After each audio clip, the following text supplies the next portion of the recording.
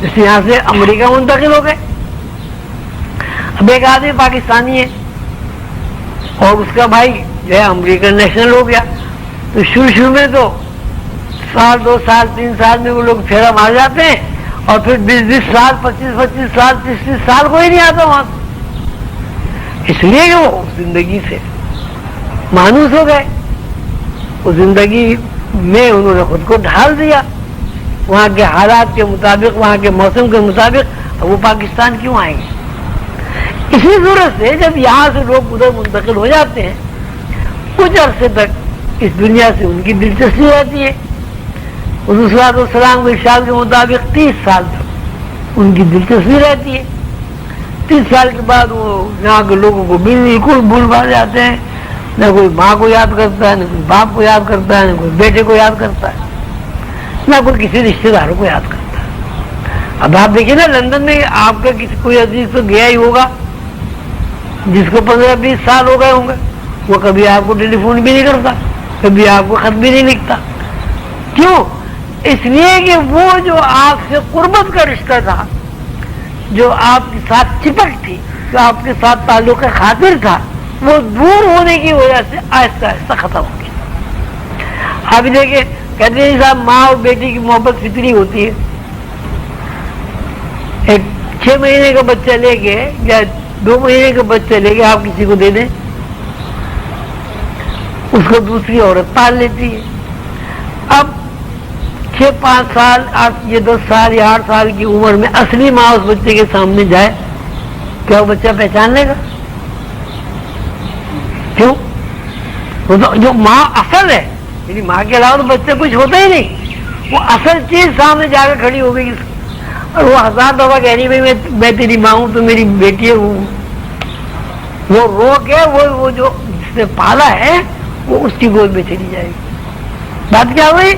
بات یہ ہوئی کہ اگر قربت کسی چیز سے آپ کو ہے, جتنی قربت ہے اس حساب سے آپ کے اندر اس کی محبت بھی ہے, آپ کے اندر اس کی چاہت بھی ہے, آپ کے اندر اس کا تعلق بھی قائم ہے.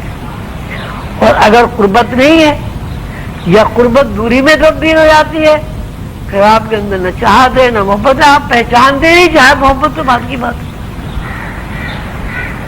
ایک بھائی کھویا جائے بچپن میں, وہ ساری زندگی آدمی یاد کرتا ہے, آہستہ آہستہ بھول جاتا ہے.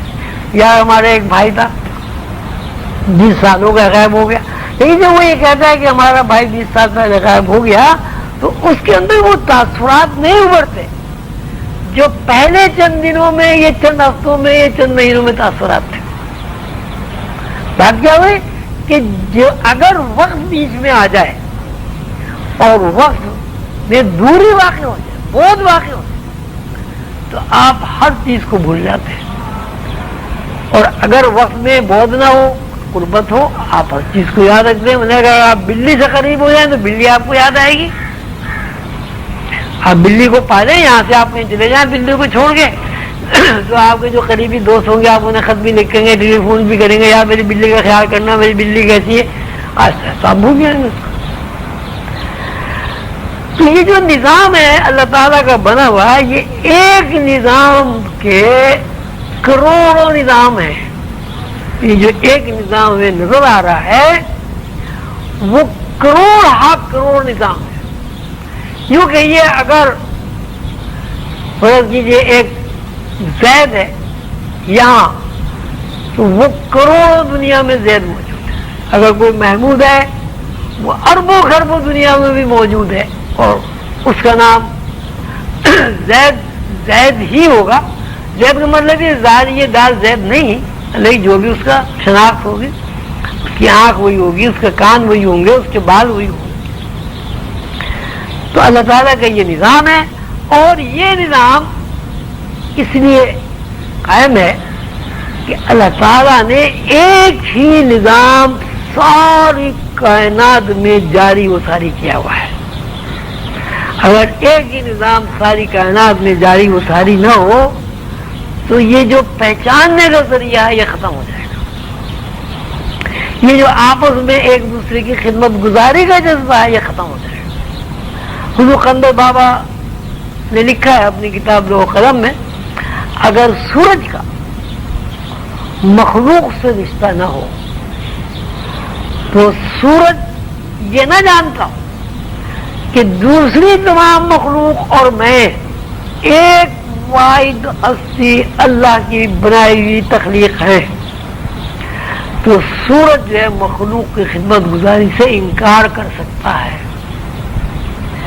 لیکن سورج، چاند، ستارے یہ بات جانتے ہیں کہ واحد ہستی اللہ ہے جس نے مجھے بھی تخلیق کیا، جس نے انسانوں کو بھی تخلیق کیا، جس نے فرشتوں کو بھی تخلیق کیا، اور جس نے ساری کائنات کو تخلیق کیا۔ اور کائنات کے اندر جتنے بھی اجرام سماوی ہیں، جتنے بھی ستارے ہیں، سیارے ہیں، جتنے بھی سورج ہیں، ستارے ہیں، کہکشانی نظام ہے، دنیایں ہیں، کیونکہ ان تمام دنیاؤں کا اور تمام نظاموں کا ایک اسٹیشن سے تعلق ہے، اس لیے جب بھی اس اسٹیشن سے کوئی پروگرام نشر ہوگا تو ہر مخلوق، ہر فرد اس ایک لہر میں بندھنے پر مجبور ہے، اور اس ہر لہر کے ساتھ اسکرین پر ٹکرانے پر مجبور ہے، اور اس اسکرین کا جو ڈسپلے ہے وہ اس ڈسپلے پر بھی ہر چیز موجود ہے کہ اس کو خود ڈسپلے ہو۔ تو یہ ساری کائنات کا ایک نقشہ حضور قلندر بابا اولیاء نے اپنی کتاب لوح قلم میں لکھا، جس کو ہم نے اجمالاً قلندر شعور کتاب میں